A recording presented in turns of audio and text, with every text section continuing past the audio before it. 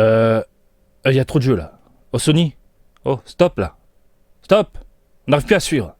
Mesdames, messieurs, Sony Interactive Entertainment communique sur les productions qui seront offertes aux abonnés PlayStation Plus pour le mois d'avril 2021 et on est gavé, on n'en peut plus, il y a trop de gros jeux. Quoique la firme se rattrape avec tous les titres moyens qui ont été distribués du coup pour les abonnés durant plusieurs mois.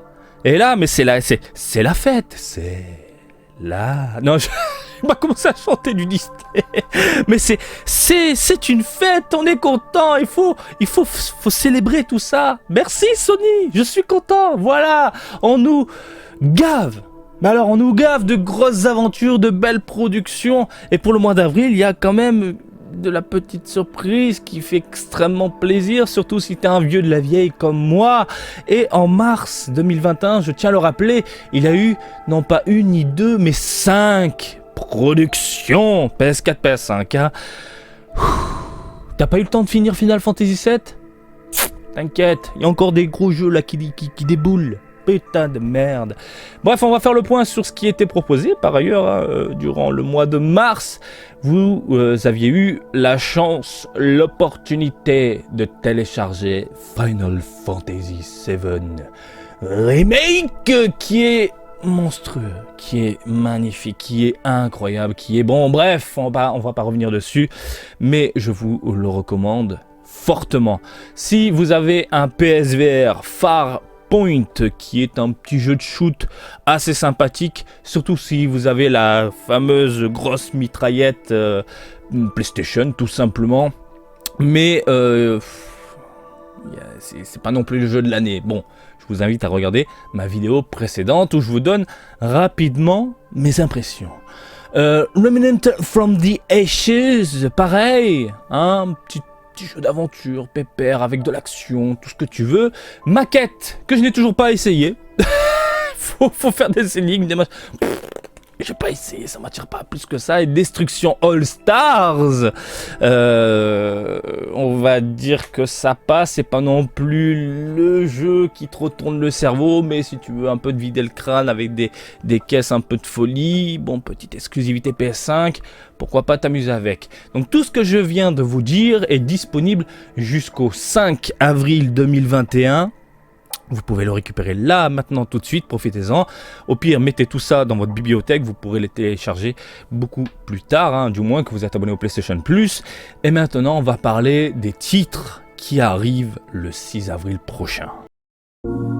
On commence en douceur avec le titre PS5 en douceur.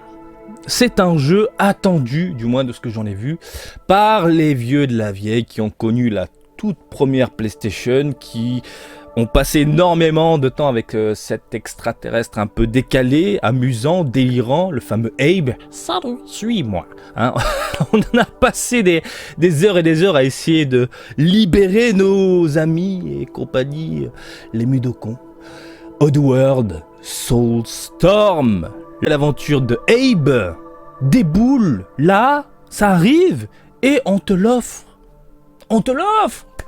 Si c'est pas top, si c'est pas génial, si c'est... Voilà, et j'ai hâte de poser mes mains dessus. J'ai vraiment, mais alors vraiment hâte de m'y plonger. Parce que les développeurs ont conservé l'esprit d'époque. Ils ont fait un univers en 2D, sous forme de plateforme, et on doit encore une fois sauver nos amis. On doit progresser dans des mondes décalés. Il faudra remuer ses méninges pour progresser. Il y aura forcément des obstacles, des ennemis. Putain de merde.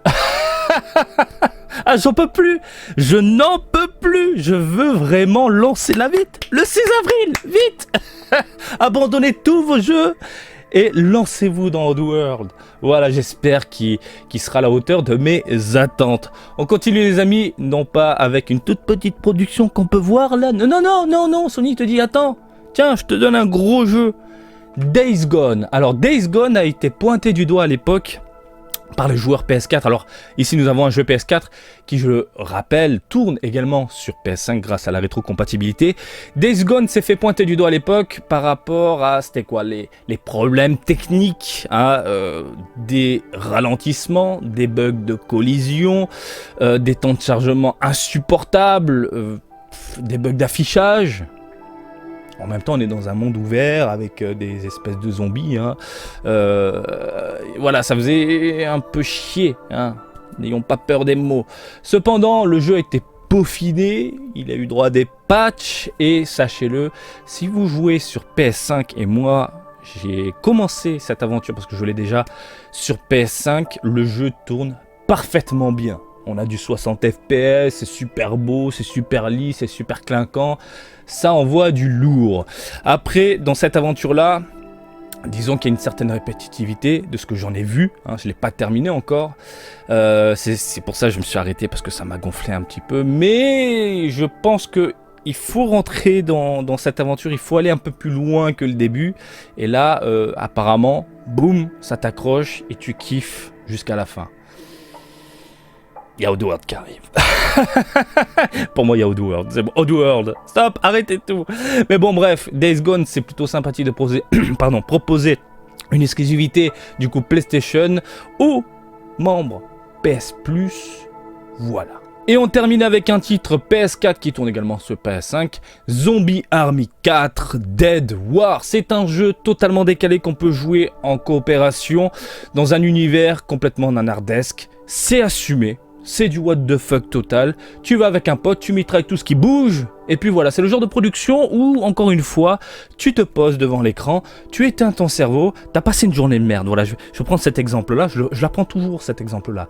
T'as été au taf, t'as passé une journée de merde, t'as envie de te vider le crâne, d'éteindre un peu tes neurones, hein, te poser devant un jeu qui ne te demande pas énormément de ressources mentales et physiques.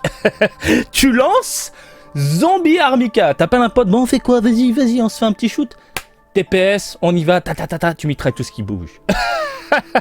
C'est pas non plus le jeu de l'année, c'est pas non plus le jeu qui, on va dire, te maintient éveillé devant l'écran, contrairement à un Final Fantasy VII et pourquoi pas un Days Gone. Mais encore une fois, c'est vraiment le type de production où tu vas avancer, tu vas te poser, il y a des zombies et tu shootes. Pas de prise de tête, t'éteins ta console et tu vas manger. Fin de ta journée. Voilà. Bah écoutez les amis, je trouve que ces offres, encore une fois, sont complètement dingues. Oddworld, Days Gone, rien que ces deux-là, bravo. Bravo. Et en plus, on a eu droit à 5 productions en mars, sans compter les jeux qu'on a eu aussi en janvier. On n'a pas le temps de déterminer que Sony, encore une fois, nous gave comme une noix. Tiens, prends des jeux, mets-les dans ta bibliothèque. Tu joueras plus tard, t'inquiète, mais vas-y. C'est fou. C'est fou, je suis curieux de voir les titres qui seront proposés en mai. Tu le sens venir le Death Stranding quelque part? Je le vois venir, sincèrement je le vois venir. Hein. À ce niveau-là, on enchaîne vraiment bien. Je le vois arriver quelque part, peut-être pas en mai, mais peut-être plus tard, voilà. Bah écoutez, c'était complètement fou de faire cette vidéo parce que j'en peux plus. Vite le 6 avril, Oddworld. C'est vraiment le titre que j'attends. Et puis voilà, écoutez les amis, comme d'habitude, je vous invite à me suivre sur Twitter et Facebook, Marty Japan. Et je vous dis à très bientôt. Allez, salut, bisous, ciao